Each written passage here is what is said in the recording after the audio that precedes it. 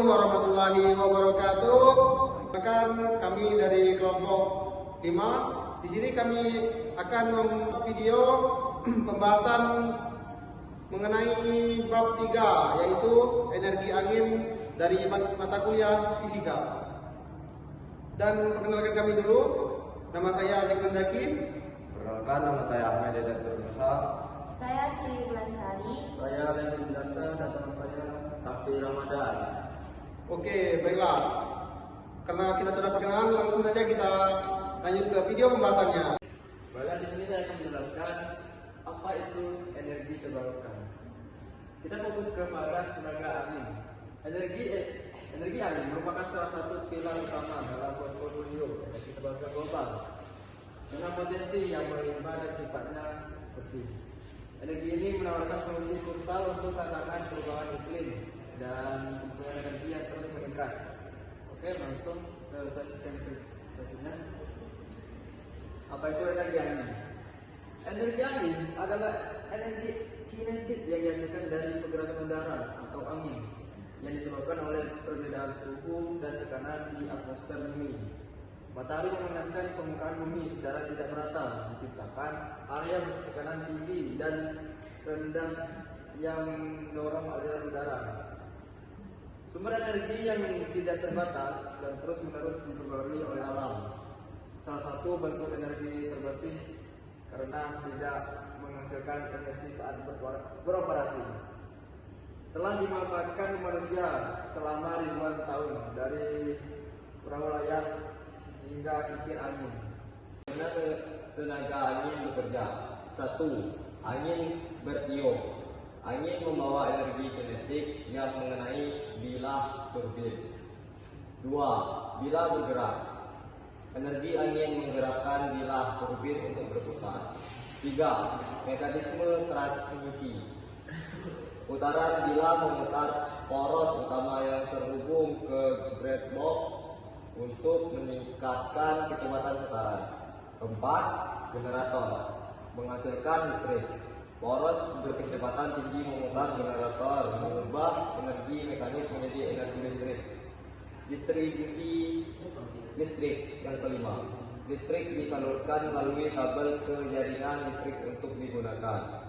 Prinsip ini sangat mirip dengan kincir angin tradisional yang digunakan untuk pompa angin atau mengiling gantung, namun kini telah dimodernisasi untuk menghasilkan energi listrik dalam skala besar. Penerapan energi angin di Indonesia. Indonesia memiliki potensi energi angin yang signifikan, terutama di beberapa wilayah.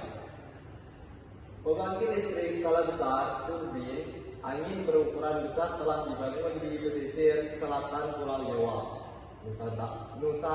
Nusa Tenggara Barat atau NTB, Nusa Tenggara Timur atau NTT, dan Sulawesi Selatan. Wilayah-wilayah ini dapat angin rata-rata 3-6 ms per s yang ideal untuk pembangkit listrik. Pemanfaatan skala kecil dan pendesaan. Selain PLTB skala besar, energi angin juga dimanfaatkan untuk solusi energi terdesentralisasi seperti turbin angin skala kecil untuk rumah tangga atau komunitas terpencil, aplikasi pompa angin dan sistem ventilasi alami di daerah pedesaan. Selanjutnya yaitu ada kelebihan energi angin. Yang pertama ada ramah lingkungan, yaitu tidak menghasilkan emisi gas rumah kaca atau polutan udara selama operasi, membantu memerangi perubahan iklim. Yang kedua, sumber melimpah. Angin adalah sumber daya alam yang tak terbatas dan terus-menerus tersedia di banyak lokasi geografis. Ketiga, yaitu kurangi ketergantungan fosil, membantu mengurangi ketergantungan suatu negara pada bahan bakar fosil yang mahal dan terbatas. Yang terakhir yaitu ada biaya operasional rendah.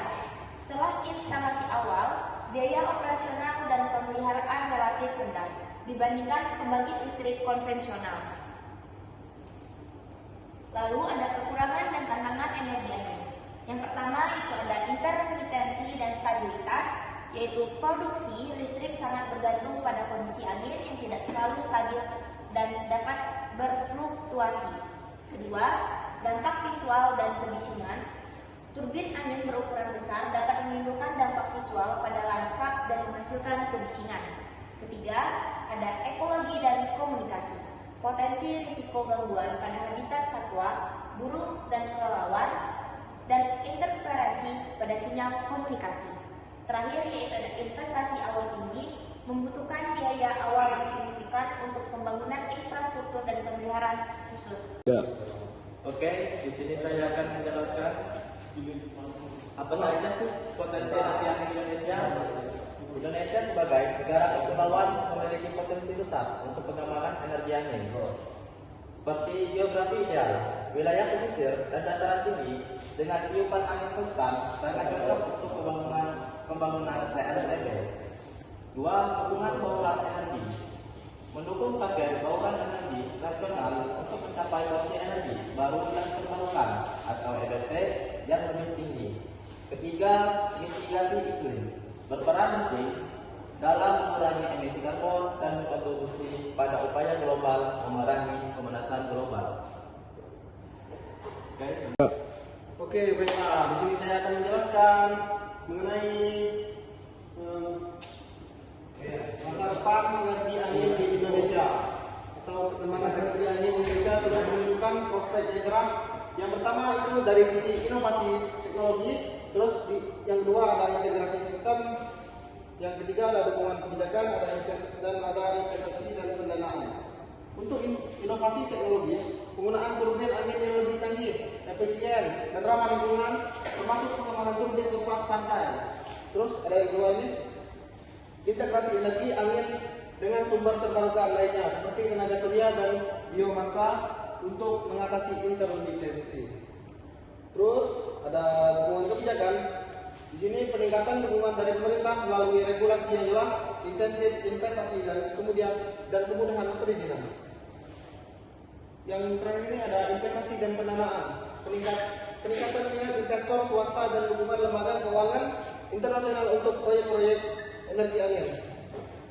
Dengan strategi yang tepat, energi angin dapat menjadi kekuatan pendorong transformasi energi nasional. Oke, yang terakhir adalah kesimpulan dari materi kami pada video kali ini, yaitu adalah tenaga angin sebagai pilar energi terbarukan. Energi angin bukan hanya tentang menghasilkan listrik. Ini adalah tentang membangun masa depan yang lebih bersih, lebih berkelanjutan dan lebih berdaulat secara energi bagi Indonesia. Yang pertama ada solusi bersih dan berkelanjutan. Tenaga angin adalah komponen vital dalam upaya mencapai kemandirian energi dan mengurangi jejak karbon di Indonesia. Yang kedua ada pengembangan berkelanjutan. Diperlukan investasi berkelanjutan dalam teknologi, infrastruktur, dan mitigasi dampak lingkungan serta sosial.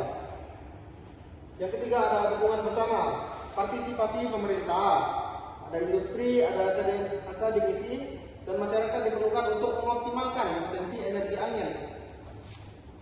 Dan yang terakhir, mari kita dukung pemanfaatan energi angin demi lingkungan yang lestari dan masa depan energi yang lebih cerah untuk generasi mendatang. Oke, baiklah, cukup sekian video presentasi dari kami. Kami akhiri. Wassalamualaikum.